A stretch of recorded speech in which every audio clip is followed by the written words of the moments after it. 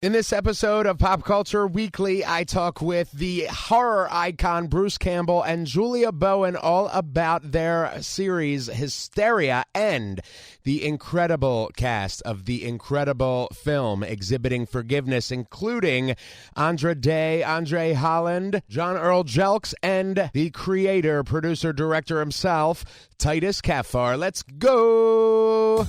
Welcome to Pop Culture Weekly with Kyle McMahon from iHeartRadio. Your pop culture news, views, reviews, and celebrity interviews on all the movies, TV, music, and pop culture you crave weekly. Here's Kyle McMahon. Hello and welcome to Pop Culture Weekly with Kyle McMahon. I, of course, am Kyle McMahon. And this episode, we're in spooky season. But this episode has got some spookiness, and it's also got some incredible interviews, both from the spooky part and the dramatic art part. I speak with the cast of Exhibiting Forgiveness, which you've heard me talk about this film. It stars Andra and André Holland and John Earl Jelks. It is directed by, conceived by, produced by the incredible Titus Kaphar, and we're going to get into that.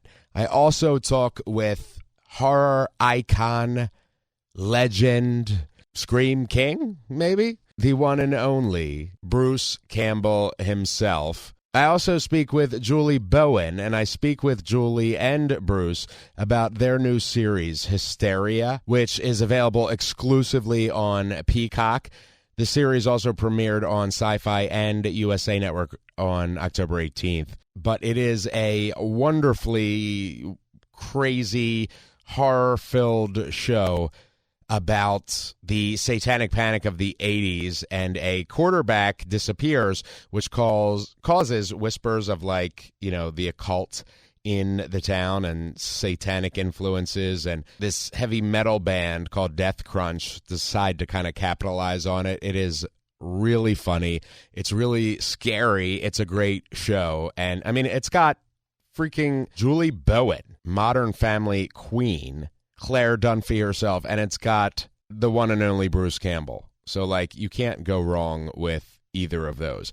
So, let's start up first with Julie Bowen. You may know Julie from her incredible work, Emmy-winning work. She's won multiple Emmys for her 250 episodes as Claire Dunphy on Modern Family. She's awesome, and I love her in Hysteria. So let's dive right into my conversation with the one and only Julie Bowen. Thank you so much for joining me, Julie. I really appreciate it.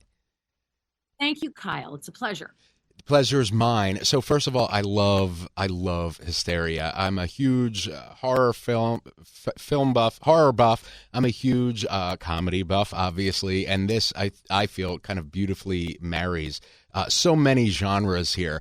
What was it that drew you to the project? I think exactly what you just said. The fact that it's not straight horror. I don't love straight horror. I don't love gruesome things. This felt very psychologically terrifying and fun because the aspects with the music in the 80s, and I love that sort of mashup between the pop thriller and the psychological questioning of this woman's sanity. That was the fun part for me. And did you, it's interesting that you say that, because looking at your film, your filmography, your body of work, you have Hoopy Halloween, and, the kind of genre projects that you've done are not really, or none of them are straight up, horror or whatever. They all have some kind of element of something else, and so that is purposeful for you. Yeah, very much so. I mean, I was lucky enough to play a sitcom mom for 11 years, and I love Claire Dunphy and always will. But as an actress, you do want to do something different. And you also I was taking a huge risk. But when I read the pilot for Hysteria, I thought, oh, she's a mom and the kids have all the fun stuff. And then when I got to the end of it and realized, oh no, there's so much fun stuff for Linda. It's just very unexpected that I thought, I think maybe the audience can go along on that journey. It's hard sometimes for people to see characters from popular sitcoms take on a different role. They're like, why are you doing that? My dad was very mad that Sophia made herself ugly for Griselda. And I said, Dad, I'll be sure to tell her. So sometimes it's hard for people to see you outside of a role when you've done it for so long. But I feel like this one, it subverts itself. But I think the viewers will go along for the ride. So do I. And, of course, you won 2 Emmys for your role. And obviously, congratulations. But I do find it interesting, and I think it's necessary when you have, actors, creators in general, that you need to kind of spread your wings sometimes and itch another, or scratch another itch, and so you've done that beautifully. And I love the mishmash of, I love the nostalgia, the 80s thing, and the marriage with the music and the fears that were very real throughout many periods of history with this satanic panic and all of that. And it really, kind of smartly melds so many numerous things to work as an excellent series, Thank you. I mean, you said it all. Do you want to do the rest of my interviews today? Yes, it is. It is not straight horror. It is a real genre bender, and I hope that invites a lot of people in to watch. Even chickens like me who are terrified of a jump scare. This is not straight horror. It is not straight comedy, but it really does blend a whole bunch of elements, and it does give me a chance to, scratch a different itch. Speaking of jump scares, did anybody ever try to scare you on set? On set? Mm-hmm. The only person who ever tried to scare me purposely are my children, and then I would play their iPads when they were little, and they know now. When they come in the house, they go, Mom, it's me. Mom, it's me, as they walk the whole house, because if they scare me, I'm done for about an hour. Ellen DeGeneres loved scaring me. Loved it. Mm-hmm. Loved it. Didn't love it. I love Ellen, but didn't love that. No, they would not. They knew how it was kind of hard to be as crazy as Linda is. And it was psychologically trying. So if somebody had scared me, I think I would have, I don't know, I might have punched them. Well, I love that your fellow actors and crew and everything recognized that and left you alone for this project. Yeah, when you see the last 2 episodes, you'll understand what I'm talking about. But I get put in some positions as an actress and as a character that were trying. None of that was CGI'd. And when you see it, you'll go, oh God, I hope they were nice to you at the end of the day. And they were very nice. Thank you, Julie, so much. It's a pleasure to talk to you. And I can't wait for everybody to see Hysteria so I can talk about it with people. Great. Thank you, Kyle. I appreciate it. Thank you. Have a good day. Bye. Thanks. Julie Bowen, love her. She is hysterically funny, and I love her in Hysteria, which you can watch right now on Peacock or USA or Sci-Fi. So, all right, next up, horror icon. Bruce Campbell has been on my bucket list of people I want to interview since I was a kid. And he's best known for his role as Ash Williams in the Evil Dead franchise.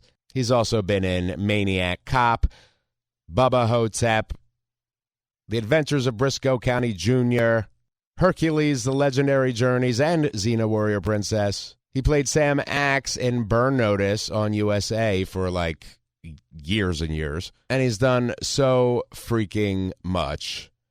Books, movies, games, TV series, all of it. He is a horror icon, an industry icon, and I am so excited to talk to the one and only Bruce Campbell. Thank you so much for joining me, Bruce. I really appreciate it. Thanks, Kyle. I happened to be in the neighborhood that I'd stop in. I love it. So, first of all, congratulations on Hysteria. I really love the series. I love how it genre bends, and it's so enjoyable. What drew you, the legendary Bruce Campbell, to Hysteria? If it's horror, I get real picky. I get pickier as an old guy, but with horror, I'm real picky. And it has to be, it's the words. As an actor, I would do a movie called Maniac Cop. Today, would I do the movie? I don't know. But in 1980, whatever, yeah, let's do a movie called Maniac Cop. So your tastes change over time. So in this case, if it's horror, the agent sends a script, it's horror, comedy, blah, blah, blah. And I was like, okay, sure. You read it because they're submitting it. And look, it's NBC Universal. This is Peacock. Burn Notice, Hercules. I actually do have history with these people. So I'm like, let me take a look. And the words jumped out at me. I play the chief of police of this small town in 80s Michigan. And I'm from Michigan. I knew Michigan in the 80s. I knew small towns. So it really was authentic. And it was a fresh approach. And I thought it was written kind of for adults. Mm-hmm. If that makes any sense, rather than just trying to go for simple, quick scares or, cheap, whatever. It's good. There's a lot of psycho horror, and the psycho horror is the best kind because you don't know. You're like, is it real or is it not real? And my character has to do the same thing. Is it real or is it not real? Yeah. And it really is such a pleasure. Obviously I'm a horror buff, and it's such a pleasureful watch. It's the 80s aesthetic, the marriage with the music, everything just kind of beautifully blends into place. And there's so much, especially today, so much horror content and horror adjacent content and genre content that I watch anyway. But this really truly is. Would you call this horror or horror adjacent? I would say it's kind of a mixture. It's in and out, I think. Yeah. I mean, it's kind of a mixture of it does. You're right on the money. It kind of mixes in and out. It's very well done, and that's why I love it so much. And it plays up on the satanic panic, and there's so many elements going on there that really just make it enjoyable for not just. And you don't have to make up the satanic panic; it was real, right? Meaning the panic was real, right? Yes. Was the satanic part of it real? That's for theologians to debate, right? But very few court cases of actual demonic. They came up with a phrase, demonic something, possession or demonic. There's always creeps doing bad things to children, right? Yes. That's not going to change. But a lot of things got rolled up into that weren't that. And so the complaint that a lot of officials had is that diverted time and resources away from actual problems that children were having, rather than dealing with all these perceived problems of my kid's going to be taken away into a satanic cult and brainwashed and all that. Yeah. So it's fun. We and small towns, by the way, small towns aren't current. So this is set in the 80s. It really is the 70s. Small towns are an extra decade behind. So this is a good town to do this with. If you're going to mess with a town, you might as well mess with a small Michigan town in the 80s because they're not ready for this. Yeah. And let me ask you quickly, any update on the Evil Dead franchise? Yeah, we got a couple more in the hopper. The last one made the most money it ever made of any of the Evil Dead movies. So we'd be kind of idiots to not pursue that. So, we have more in the pipeline. I love it. Can't wait. And I can't wait for everybody to see Hysteria. It is so good. And I'm saying that not just as a horror buff. All the horror buffs should watch it. But it's just a great series. It really is. And it's perfect for this time of year. And I love it. So thank you. The legendary Bruce Campbell. Hysteria exclusively on Peacock. Thank you, sir. Thank you. Bruce Campbell. I cannot believe that I interviewed Bruce Campbell. Ash him himself, Ash Williams. It's just like a dream come true for me. You have no idea. So I'm so excited about that. Let's take a break real quick, and then we're going to shift gears and discuss the incredible new film, Exhibiting Forgiveness, with Titus Kaphar, André Holland, John Earl Jelks, and Andra. We'll be back in 60 seconds. Thank you for sticking around and supporting our sponsors who make Pop Culture Weekly happen each and every week. They allow me to do what I do for you. They allow me to do these great interviews and videos and social media and posts and reviews, and I thank you for supporting them just like you support me. All right, we're shifting gears here for the back half of the episode. Exhibiting Forgiveness is such an incredible film. It is conceived, directed by, produced by Titus Kaphar, who Titus is an incredible, incredible artist. He is a American contemporary painter. He deals a lot, primarily, I would say, with black subjects, African-American subjects, and some of his paintings are in MoMA, Yale University Art Gallery, the Seattle Art Museum, Brooklyn Museum, and more, all over the world. He kind of rose to prominence with the Vesper Project, which was about a fictional black family in the 19th century that is able to pass for white.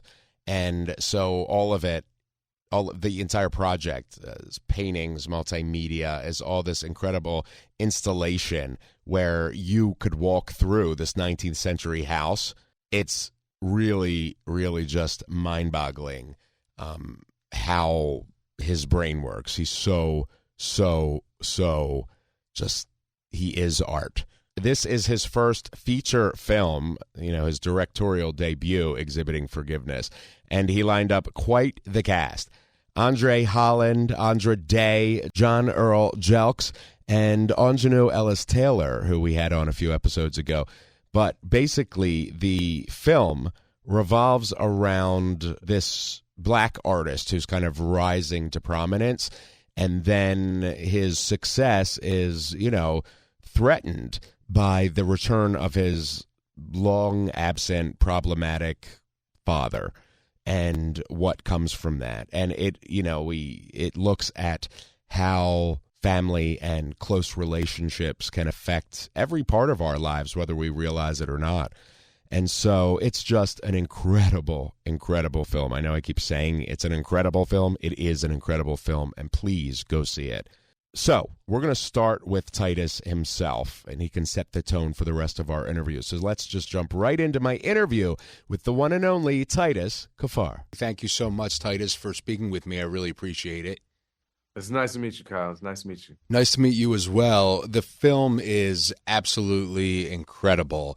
Your body of work, I wonder, I know you've done a short before, but as a narrative, feature, writer-director, this is your first. Why was this story important for you to tell?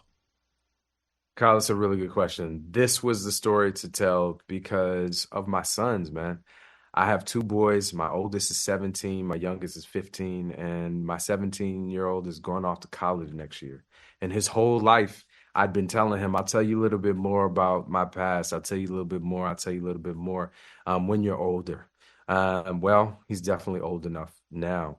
And so I felt like this was the perfect time to sit down and start writing. So it didn't initially start as a script. It started as me trying to figure out how to tell my boys about their dad. And I would wake up in the morning about 5 o'clock. I would start writing, and then I'd go to the studio and I would listen to what I wrote. I have this app on my phone that allows me to listen to what I write. And while I was listening, I'd start sketching and drawing. And so all of the script became painting at the same time. So when I was done, I had a whole narrative, and then I had a whole series of paintings as well. By the way, those paintings are on view in Beverly Hills at Gagosian Gallery up until November 2nd, if you happen to be around. Awesome. Thank you. And how much of this for you, how much of the film is autobiographical, if any? So much of the film is autobiographical. You know, once you take it from that narrative, that personal story, and you put it in script form, a bunch of things change. My mother, thank God, is still alive. It's my grandmother who passed. The character in the film is a conflation of my mother and my grandmother because they were both pushing me towards this idea of forgiveness. I stepped on that nail before I got to the dump, not at the dump. The scene that happens upstairs happens in my studio, not at the gallery. So there are little things like that. The character of the wife is very different. But there are things like that that are different. But fundamentally, the truth of the narrative, that is based on my story.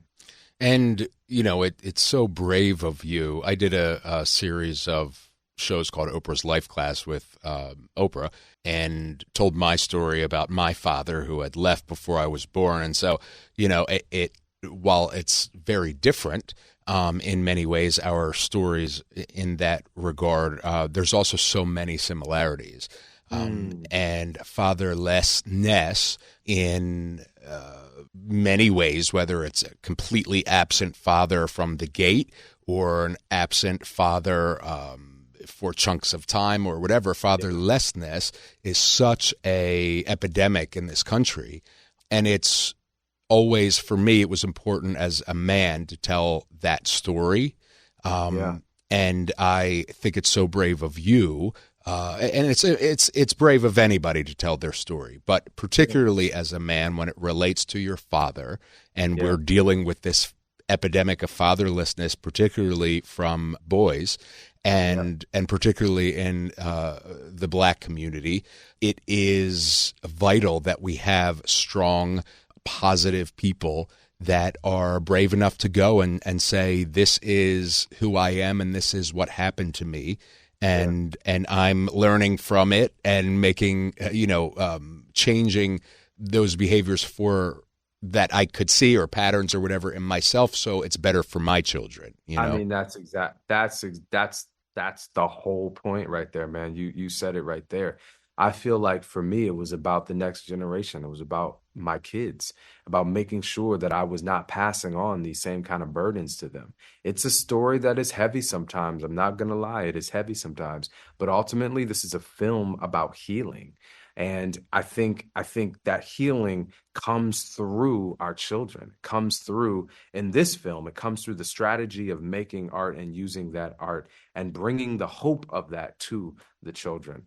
I wanted desperately to make sure that I didn't make the same mistakes that my father made. And what it took for me to come to that was recognizing that, in fact, my father was not a villain. My father was a victim of the circumstance that he was brought into, and his father was just as challenging to him. Writing this film and going through this process gave me a compassion for him that, frankly, I never had before.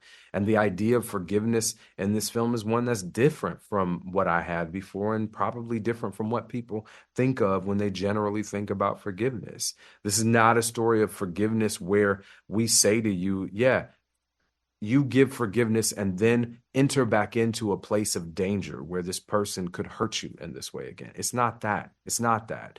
I've watched so many people, particularly my mother and my grandmother, my aunties, go back into situations, give forgiveness, and end up in the exact same situation again. In this film, what we're talking about is a kind of forgiveness that allows you to be able to release your burdens, to be able to put the stuff that you're carrying down so that you can move into your own future. And that may mean I say, I forgive you. I release you of whatever debt that you have. But I'm going this direction, and it seems to me that you're going that direction, and that is okay. Wow, that's so powerful. Thank you for that. And, I do think as you're saying that, it makes me realize that forgiveness does not at all have to mean things are back to normal, or we're amazing and we're going to hang out, or I'm going to call you every day or anything. As you're saying, No, I want to speak to that for just a second, because I think there is this notion of forgiving and forgetting, and I think it's dangerous. And the reason I think it's dangerous is because what we do is we tell victims to pretend like it never happened. Just forget it. And I don't think that that is actually healing. That is just pretending. I don't think that forgiveness has to mean that you have forgotten. If you have completely forgotten, then how are you going to learn that life lesson? You have to remember some aspects of it so you do not repeat the situation again in the future. I am not an advocate of the idea that we just forgive and forget and then we go have a beer. There are situations where that's the right context, but not in every context. And as the person who is harmed, it is your choice as to how you go about that process. Yes, that's so powerful. And more of us need to remember that, not just with huge, heavy issues like a father or a mother, but toxic friendships or relationships or work or whatever. God. So my friend Christian A. Smith, he says, forgiveness requires a renegotiation of boundaries. And that doesn't have to be with a father, or that could be with a friend.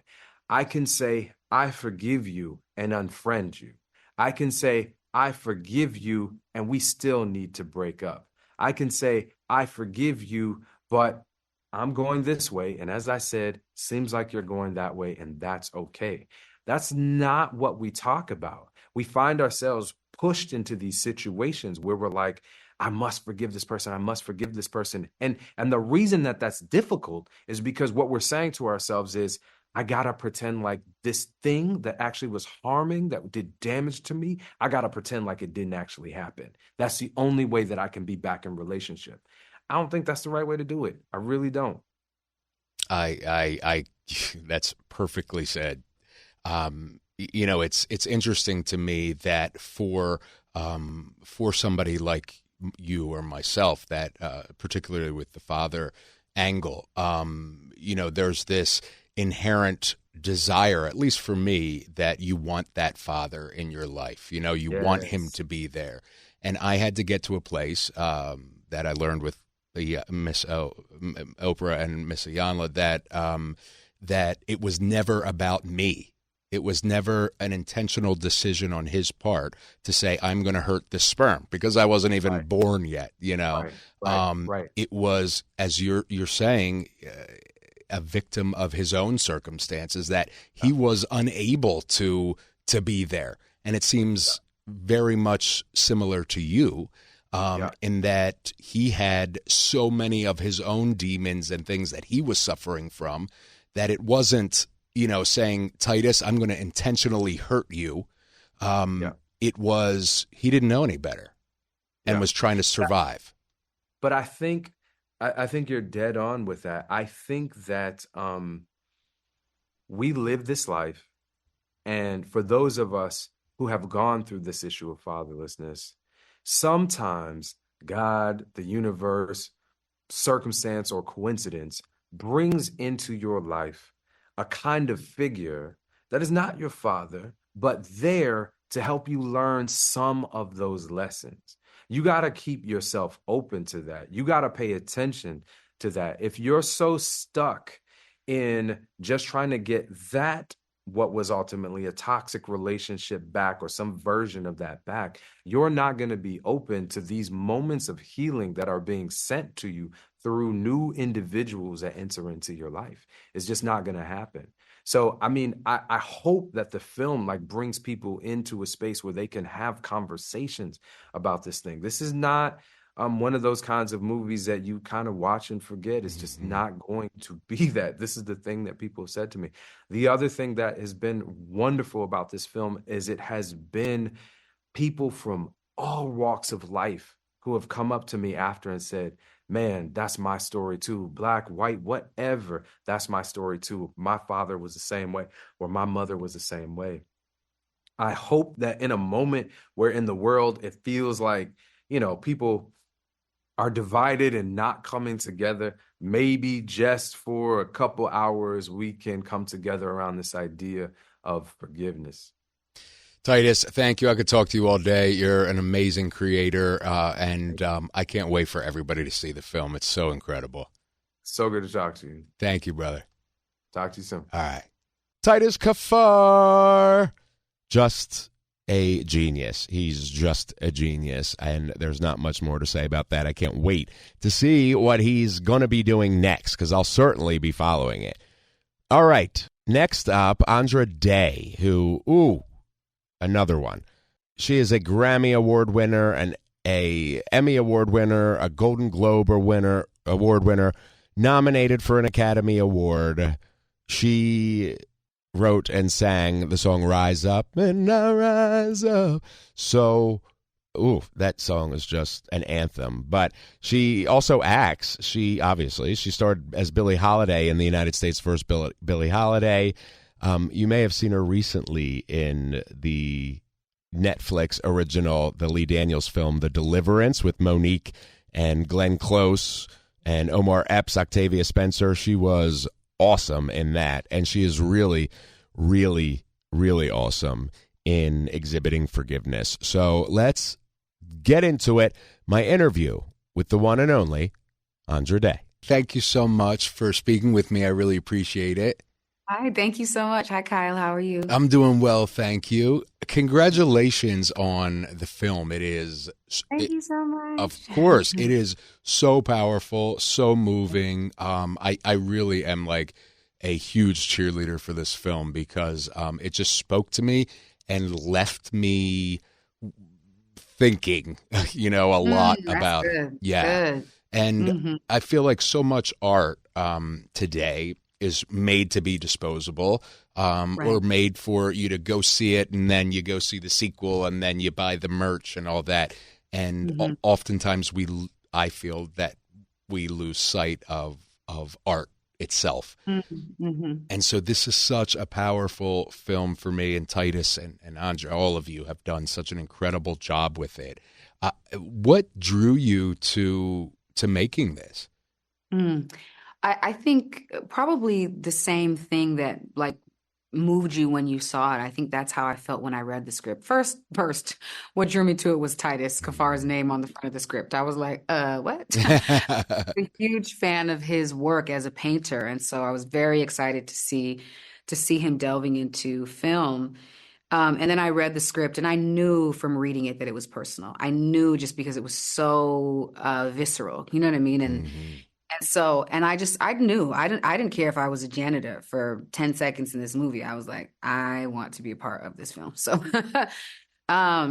so I think that's what drew me. And then just the theme of forgiveness. I think the real examination of forgiveness. This movie is not like, all right, I'm sorry. Okay, I forgive you. And we're over it. You know what I mean? Listen, there's still stuff even at the end of the film that maybe feels a little unresolved or feels, because forgiveness is a process. It's a work. And I love that it examines that truly and says that it's a hard fought battle and it's a choice you kind of have to make every day. And it's a scary thing, Yeah. I was talking to Titus about the film, and him and I have similar, I have my own fatherless story. It's different to his, but similar. Similar, yeah. And he and I were talking, and he kind of said this thing that just wowed me, and that was we always, especially fatherless men, fatherless boys, always seem to make the father the supervillain, often for our own for our whole lives. Right, for sure. And what he learned for him was that he wasn't a villain. Right. He was a flawed human that was doing the best he thought he could with what he knew and what he thought he had. Right. And to a degree, when you look at the film and you look at Laurent's character, also when you think about the crack epidemic, if that was the particular thing that took your father or your parent from you, they were also, as hard as it is to admit, they were also kind of a victim as well, too. You know what I mean? Yeah. Which is of circumstance. I know that everyone makes their own choices, but that took a lot of people, you know what I'm saying, out of particularly the Black and brown community. And so, it's hard. I think it's even harder to look at that person as, sort of a victim of circumstance and their own choices. But yeah. Mm-hmm. Yeah. What have you learned about forgiveness from the film, from working on the film, and what does forgiveness mean to you? Well, forgiveness for me, my perspective may be a little different from some people's, because my forgiveness is intrinsic to my faith. And so, forgiveness for me is something that is from God and that is of God and that has been, given to me, and that I am, because I love God, I am to extend forgiveness to everyone. You know what I mean? And I think there is a misconception that forgiveness means that everything someone did to you is all of a sudden okay. It's okay, they're off the hook there or whatever, which is not the case. It's not saying that it's okay, but what it is saying is that I am freeing myself, you know what I mean, and you, of the burden of carrying this weight anymore, of carrying resentment, of carrying those things. And because, unforgiveness can lie to us and make us feel like it's a refuge when really it's a prison, And so forgiveness to me is that. And also, but this movie did help me to understand that, it's not just something you do and you get over the next day. It is a process, and it's a very hard fought battle. And it is a choice that you have to make every day, even when you don't feel like forgiving. If you're waiting for the moment that I feel like forgiving, it may never come, but you still have to forgive, So making the choice to do that, I think is more important than having the feeling of it. You know what I mean? Yeah. I love that. And for you, I did a number of episodes of Oprah's Life Class with Oprah on amazing. On fatherlessness, fatherless sons, and she changed my life. And but one of the things that I learned from that was that fatherlessness is an epidemic, particularly with boys, and particularly with Black and brown boys. And, so as we, as communities, as a community, try to change that, the fact is that, that oftentimes it is my mom, my grandmother, my uncles, that have helped me to get through, that which I felt this massive loss for. In the film, you are a support system, in the way that you can be.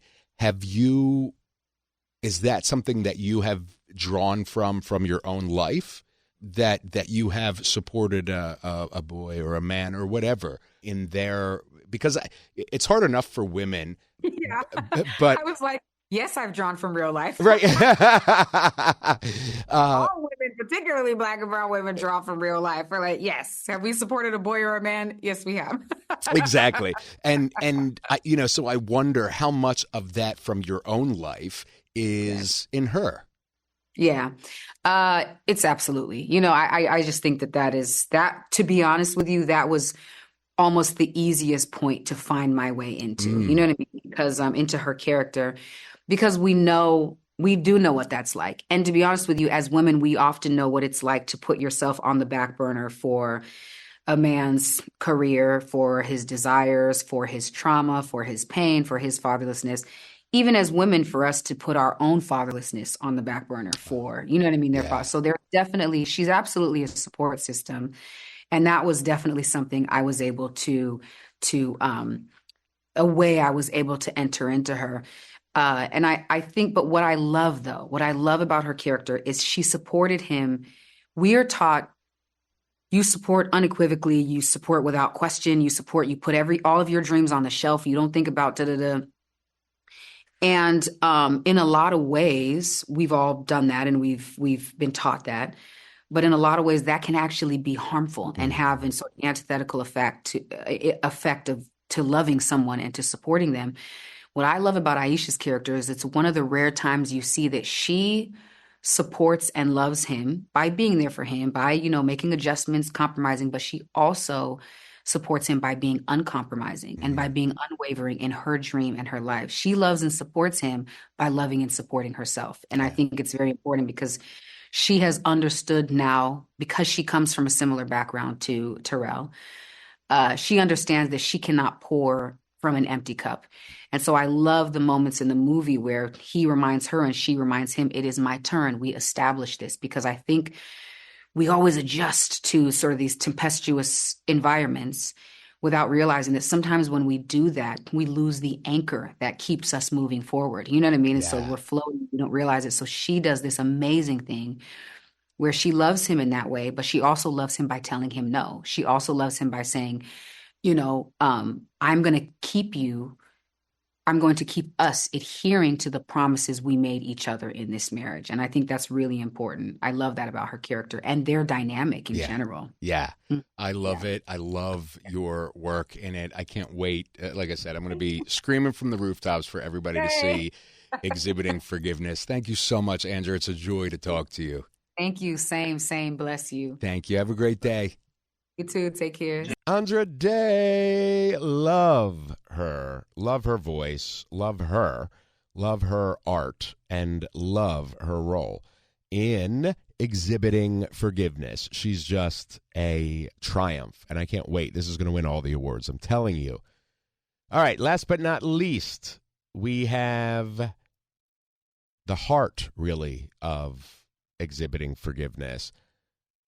André Holland as Terrell and John Earl Jelks as LaRon.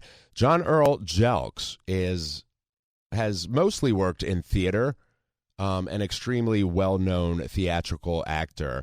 He has been nominated for a Tony Award as Best Actor.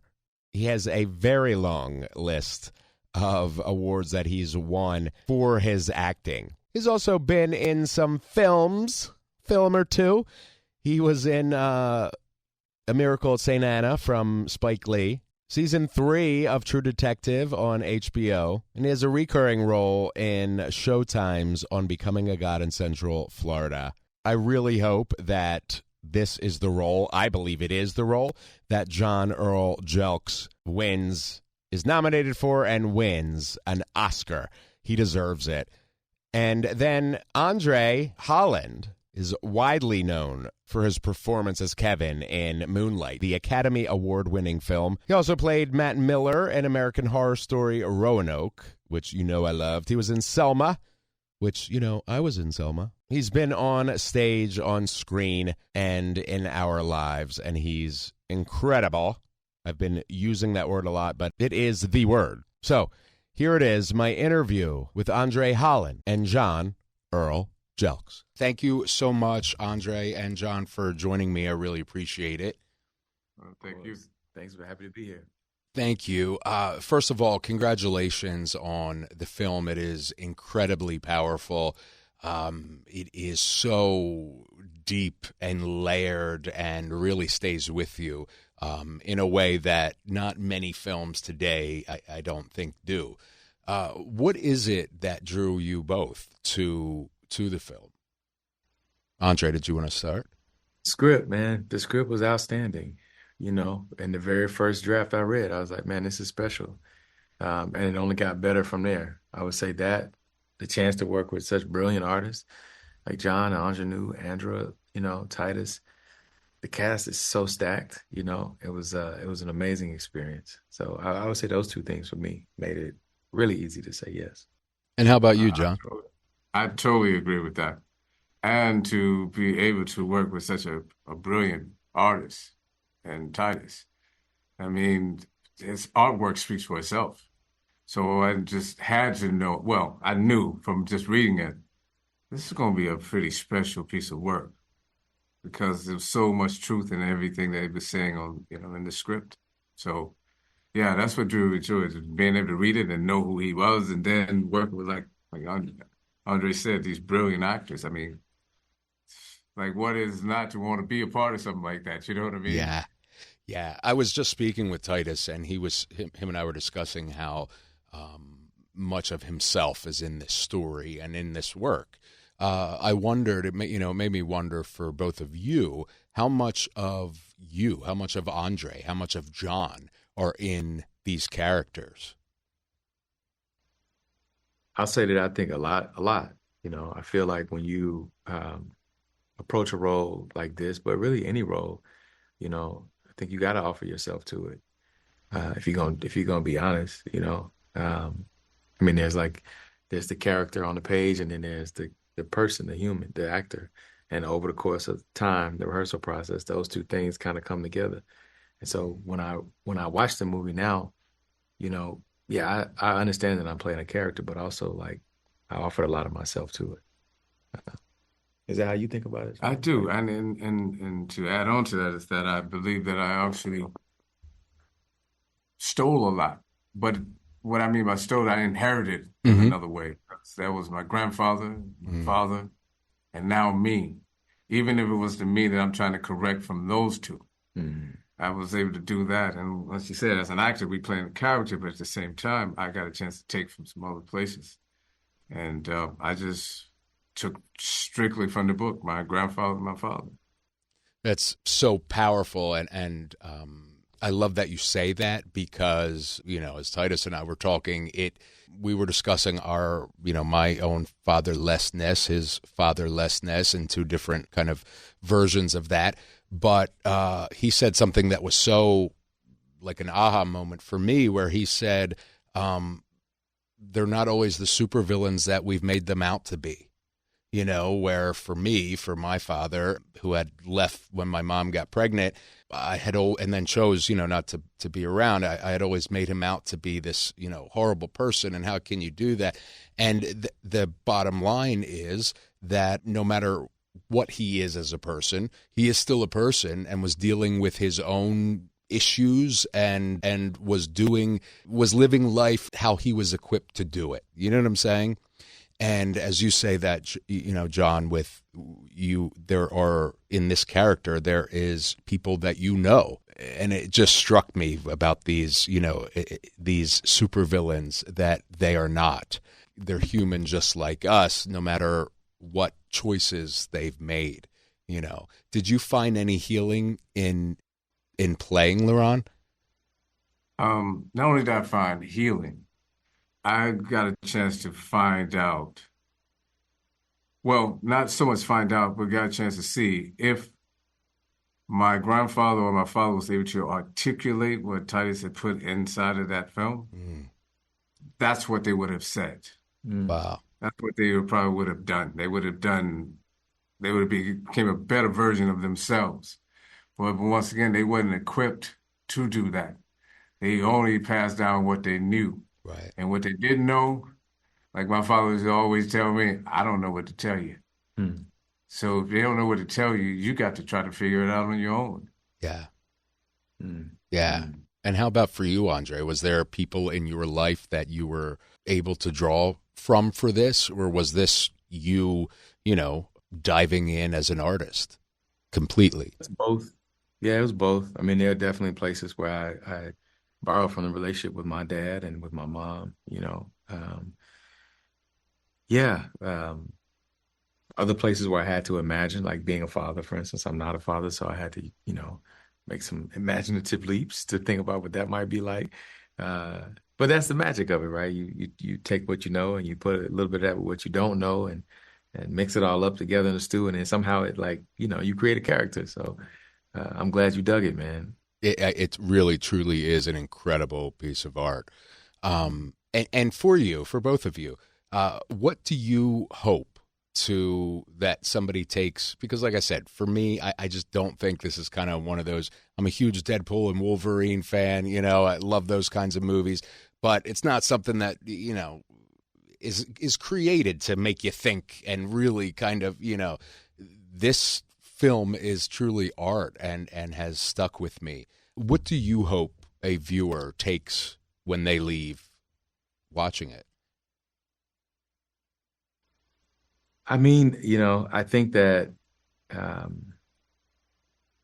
hope that people consider what forgiveness means to them in like a different way.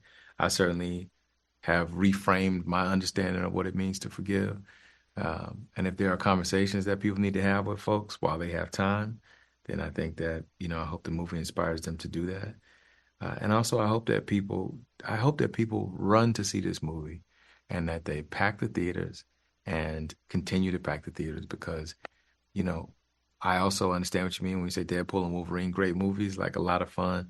But I think sometimes Hollywood doesn't believe that movies like these, can like be successful, and are worth doing and are worth investing in. So I hope that, your audience and audiences all over the world will come and see the movie and support it, so that we can keep making art like this. Absolutely. To add on to that, I appreciate what, you're doing and people like yourselves are spreading the word, because it takes that, you've seen it and you know what it is, to go and tell other people to go see it. And you said it earlier, and hopefully that will inspire someone else to maybe tell their own version or their own story or something similar. Because once again, like you said, Hollywood's not going to get behind movies like that necessarily. Yeah. But if we show that these stories need to be told, they need to be seen, you never know. The next one, and then the next one, and the next one, and so on and so forth. Yeah. And also, forgiveness may not be what it looks like to everybody. It's different for everyone. I love that. I'm a huge champion for this film. I'll be screaming it from the rooftops, exhibiting forgiveness. Thank you both so much. I really appreciate it. Thank you. Thank you. Appreciate you, man. Thank you. Have a great day. You All too. right. Thanks. André Holland and John Earl Jelks exhibiting forgiveness. You have to see it. I'm telling you. It premiered at Sundance in January and is out in a limited theatrical run beginning today, October 18th. Well, I guess it depends on when you're listening to it, but either way, it's out in a limited theatrical run. You need to do yourself a favor and see this film. It is going to be nominated for everything, and it deserves it, because it's really, really that good. I'm telling you. I cried, I laughed, I smiled, I felt. Do yourself a favor. See Exhibiting Forgiveness right now, and watch Hysteria. I want to know what you think about both of them. Hit me up on socials. You know where to find me, Pop Culture Weekly or at KMac Music or Kyle McMahon, whatever it is. Find me. Let me know if you're listening to the show on the iHeartRadio app. You can use the talkback button, and it sends me your voice message right to my email box, and you might just be featured on the show. All right, I will see you next week. I love ya. We out. Thank you for listening to Pop Culture Weekly. Hear all the latest at popcultureweekly.com. Hysteria, hysteria, hysteria.